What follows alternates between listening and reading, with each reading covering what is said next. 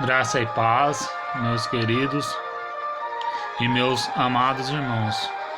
Eu, como ministro da palavra do Senhor Jesus, diácono Juliano, pela misericórdia de Deus, Deus vai falar conosco através dessa palavra viva e eficaz, que se encontra em 1 Tessalonicenses, capítulo de número 5, versículo de número 17. Que está escrito assim: orai sem cessar. Nós temos que orar a todo momento. Às vezes chega um momento na nossa vida que nós oramos 20 minutos, oramos 15, oramos meia hora, 1 hora, 3 horas, e já pensamos que é o suficiente. Não é o suficiente. Nós temos que orar sem cessar, igual a palavra de Deus nos fala. Certa vez Jesus, ali no Getsemane, juntamente com seus discípulos, e Jesus pergunta para seus discípulos: não podeis orar nem 1 hora? E ninguém tinha força. Nós temos que orar para que não caímos em tentação. Se nós orarmos, seremos semelhantes àquela pessoa que alimenta bem, que não tem anemia. A anemia que simboliza na área espiritual é a vida espiritual apostatada. E temos que ter a certeza, nós temos que alimentar da palavra, nós temos que alimentar do nosso Senhor nas orações, falando com o Senhor. Nós temos que jejuar, não importa a luta, luta não mata ninguém, luta não mata crente. Porque se luta matasse crente, a luta teria matado Daniel na cova dos leões. A luta teria matado José ali naquele poço. Luta não mata ninguém. Vocês entenderam, meus queridos amados irmãos? A luta não teria matado ninguém. A luta não matou Jó. Todos nós passamos por luta. Todos nós passamos por provações. Mas se passamos por provações, sabemos que Jesus nos ama. A Bíblia fala que Jesus repreende e castiga aquele que eles ama. Lázaro, ele não morreu, porque Jesus está com ele. E eu quero dizer para vocês neste momento: a luta que vocês estão passando, se for uma luta espiritual, se for uma luta no seu matrimônio, ou luta na família, ou seu filho nas drogas, seu marido na cachaça, na Bíblia diz, seus filhos nas drogas, não importa. Se você crê que eles vão ser libertos, basta eles também dar lugar. Porque a Bíblia nos fala em Atos dos Apóstolos 16:31. Crê no Senhor Jesus que será salvo tu e tua casa. Paulo falando para aquele carcereiro. E a Bíblia nos relata também que Josué fala: eu e minha casa serviremos ao Senhor. E eu profetizo na vida sua, na minha vida, que a minha casa vai servir ao Senhor. Quantas pessoas neste momento queriam estar aqui para ouvir a palavra de Deus, mas se encontram na enfermidade, se encontram ali no hospital, se encontram num leito. Muitos se encontram ali isolados ali na penitenciária ali, no Corró. Mas eu quero dizer para você: luta não mata crente. Quantas pessoas que se encontram lá no presídio, até mesmo por inocente. Eu vi um testemunho que passou na televisão. Um cara que levantaram um falso testemunho contra ele. E ele pegou 30 anos de cadeia. Prenderam ele sem prova. Mas ele não desistiu de Deus. Ele sabia que Deus estava na vida dele. E assim é o crente. Nós temos que saber que Deus está na nossa vida. Aquele aleijado do tanque de Betesda, 38 anos, paralítico. Ele esperou 38 anos para que Jesus o curasse. Aquela mulher do fluxo de sangue, não era 2 dias, 12 dias, Não era 12 meses, não era 12 horas, 12 semanas, mas era 12 anos ela padecendo de um fluxo de enfermidade. Mas ela teve fé. Ela ouviu falar do profeta que estava falando, passando nas ruas da Galileia, ali nas ruas, por toda a Israel, cujo nome era Jesus de Nazaré. E ela ouvia falar dos feitos de Jesus, que Jesus ele curava leprosos, purificava leprosos, dava a vista aos cegos, mudos falava, surdo ouvia, e muitos mortos ressuscitavam. E pela fé ela foi ao encontro de Jesus. Aquela mulher, a Bíblia não relata o nome dela, era uma mulher considerada impura por causa do seu fluxo de sangue, mas então ela foi até Jesus. Ela foi com seus últimos fôlegos, não tinha força, mas ela foi, caminhou e tocou na tua orla. A orla é a túnica de Jesus, que é quase nos pés, no lugar e tocou. E Jesus falando para os seus discípulos: alguém me tocou. E o seu discípulo fala: a multidão te oprime e você fala: quem me tocou? Mas Jesus fala: alguém me tocou, porque de mim saiu virtude. Eu quero te dizer para vocês nesta noite, meus queridos e meus amados irmãos, se você está recebendo virtude de Jesus, se você está orando, se você está pagando preço para a sua cura espiritual, todas as áreas. E aquela mulher recebeu a cura, e Jesus: vá, fique curada, a tua fé te salvou, fique livre desse mal. E aquela mulher serviu ao Senhor Jesus e foi salva, aquela mulher do fluxo de sangue, porque o próprio Jesus falou: a tua fé te salvou, tanto a cura carnal, fisicamente, quanto a cura espiritual. Jesus salvou ela. E Jesus ele quer te salvar. Basta você dar lugar. Quantas pessoas se encontram fracos na fé, desfalecidos na fé, porque ele está passando por uma prova que ele mesmo procurou. Muitas das vezes está passando por uma prova que nem mesmo ele procurou, porque Jó, quando ele passou por aquela prova, ele não procurou aquela prova, porque ninguém queria perder 10 filhos, ninguém queria perder os bens, mas Deus restituiu tudo em dobro para Jó. A Bíblia fala que Deus deu filhos e filhas mais bonitos para Jó, restituiu os bens dele 2 vezes duplicado, porque ele orou para aqueles que se perseguem. Meus irmãos, nós estamos no tempo da graça. Nós temos que orar por aqueles que nos perseguem, porque a palavra do Senhor nos fala: amar a Deus sobre todas as coisas e o próximo como a ti mesmo. Nós temos que amar aqueles que nos perseguem. Tem pessoas que falam: tocou em mim, vai morrer. Não, meu Deus, não é isso não. Nós temos que amar aqueles que nos perseguem. Um exemplo de Jesus, quando ele estava ali na cruz do Calvário, ele tinha motivo para descer uma milícia de anjos e acabar com tudo. Mas ele falou: Pai, perdoe-os, porque eles não sabem o que fazem.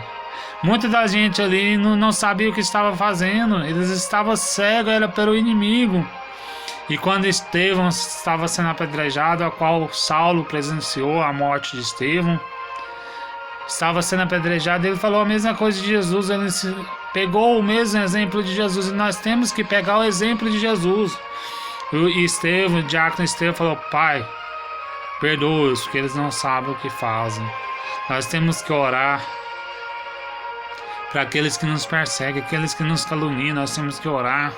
Nós temos que ver desejar aquele irmão que está lá na lata, que está lá no pó, que Deus venha dar vida e venha dar prosperidade para ele. Não aquele irmão que está lá no pó, falar: lá, tá lá porque fez. Não, irmãos. Nós temos que amar aqueles que nos perseguem. Porque se nós amar aqueles que nos amam, que recompensa que nós vamos ter? E Daniel, ele orava 3 vezes. E Daniel, ele amava o próximo. E Jó também amava o próximo. Davi também, ele amava o seu próximo. Davi, ele mandou chamar uma pessoa da família de Jonas, da descendência de Saul, cujo nome era Mefibosete. Trouxe para o palácio e amou ele, apesar da aliança que Davi fez com Jonas. E muitos ali não davam crédito, porque Mefibosete era aleijado, e aleijado é considerado amaldiçoado. Mas sabe que nós temos que amar. Jesus, ele também amou. Quando ele purificou aqueles 9 leprosos, ele abraçou, porque Jesus nos ama. Mas somente um voltou para agradecer. Somente um veio para receber Jesus. E este nem judeu era samaritano. Nós temos que ter amor ao próximo. Aquele samaritano, aquela passagem do bom samaritano que relata na Bíblia, que um homem judeu estava ali na beira do caminho, e passaram os bandidos, tomaram o que eles tinham, que ele tinha, bateu nele e deixou ele quase morto, meio morto. E passou um levita, não deu assistência. Passou um sacerdote, não deu assistência. E passou o bom samaritano, que a qual os judeus não comunicavam com ele. E levou para a hospedaria, sarou suas feridas. E ficou lá, e tudo que ele gastasse, tudo que ele fez lá, ele iria pagar. E gastou. Esse é o verdadeiro amor ao próximo. E o bom samaritano hoje, simbolizando nos dias de hoje, é o Espírito Santo, é o Senhor Jesus, que deu a vida por mim e por você, ali naquela cruz do Calvário, porque todos nós estávamos afastados e destituídos da glória de Deus. Mas Jesus, ele estava ali naquela cruz do Calvário, mas ele não negou a fé, porque sabia que nós estaremos aqui adorando ele hoje, porque Jesus, ele é o mesmo ontem, hoje e eternamente, o princípio e o fim e o meio. Sabemos que Deus é um Deus poderoso. Obrigado, meu Pai, por Senhor ter nos dado a graça, porque a tua palavra nos fala aqui em Efésios capítulo 2, versículo 8 e 9, porque pela graça sois salvos, por meio da fé. Isso não vem de vós, é dom de Deus. Não vem das obras para que ninguém se glorie. Tem pessoas que querem ser salvos por intermédio das obras. Não é assim. Nós temos que ter obras e fé. Porque a obra sem a fé ela é morta, a fé sem as obras também é morta. Nós temos que amar uns aos outros. O mais principal de todos, nós temos que orar, mas o principal é vigiar. Às vezes oramos 1 hora, 2 horas, 3 horas, mas não vigiamos, nós falamos mal do nosso irmão. Vamos fazer coisas erradas que não é do agrado do Senhor. E aí se torna uma oração em vão. Meus queridos, meus amados irmãos, você que caiu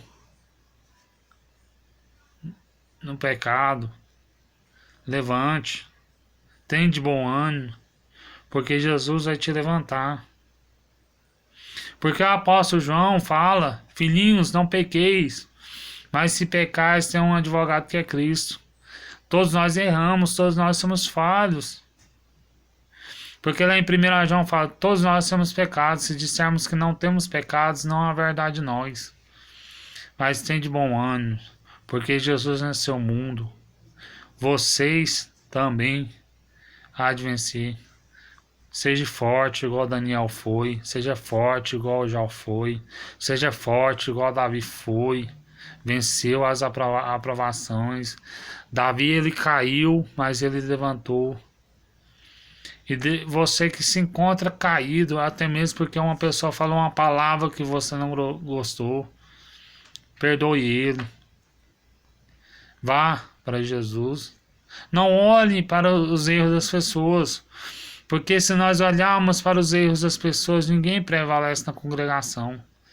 Nós temos que olhar para Jesus, porque é bíblico, toda igreja tem um joio, porque o joio só será arrancado no último dia, que é no dia que os anjos vão ceifar o joio e jogar no fogo.